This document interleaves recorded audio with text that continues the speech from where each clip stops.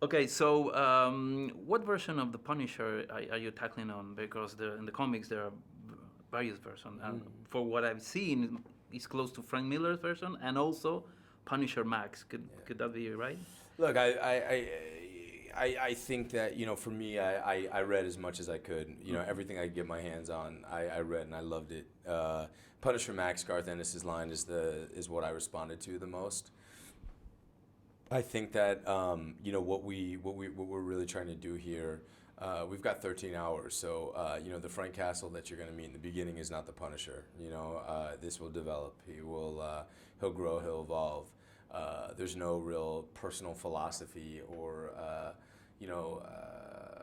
he's not a guy who's trying to clean up Hell's Kitchen or rid the world of the criminal element. He's a guy whose family has just been killed and he's unhinged and he's reeling from it. He's angry. He's filled with rage, self-doubt, self-loathing, self-hatred, and he's on a mission to find these guys that killed his family. He's out to kill them. That's it. It's a personal mission. And as the story will develop, I think he'll develop more of a philosophy and how he's going to do, what he's going to do with the rest of his life. Because the guy that we find in the beginning of the story, he's a guy who life is over for him. He's a dead man walking. If you say a man who lost his family and say New York, you almost think Death Wish. Yeah, I mean, there's that. It's Yeah. a great reference and something I did watch. Look, I've said before, there's no way I would begin to tackle this role if I wasn't a husband and a father myself, and if I didn't have so much. My family's my life, and I think until you learn to love like that, you can't begin to imagine what it would be like if somebody took that love from you. So it's a dark space, and it's I think one of the reasons why I was so attracted to this part is. The well runs, unbelievably deep. It's endless. You're drawn to the dark characters. I Sometimes. remember drawn from Walking Dead. Even Sicario was a dark character. So why is that?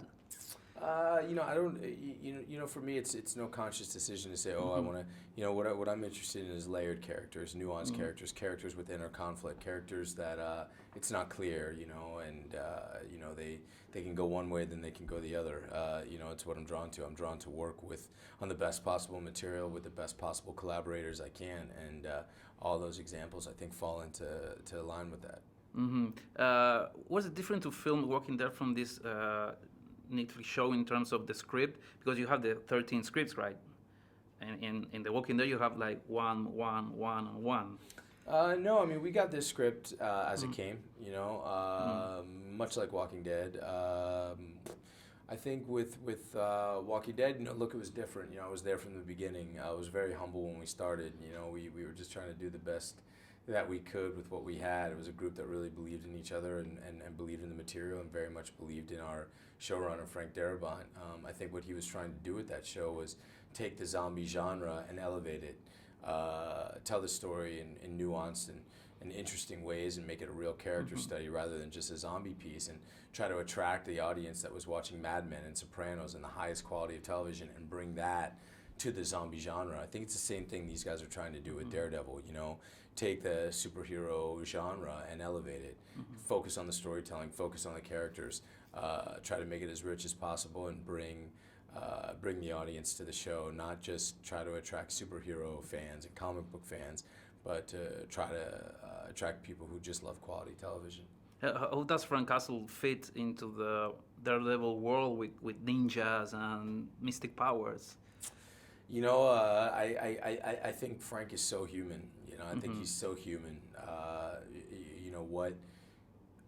What his struggle is, what his conflict is, and what his set of circumstances is something that is deeply, deeply part of the human condition.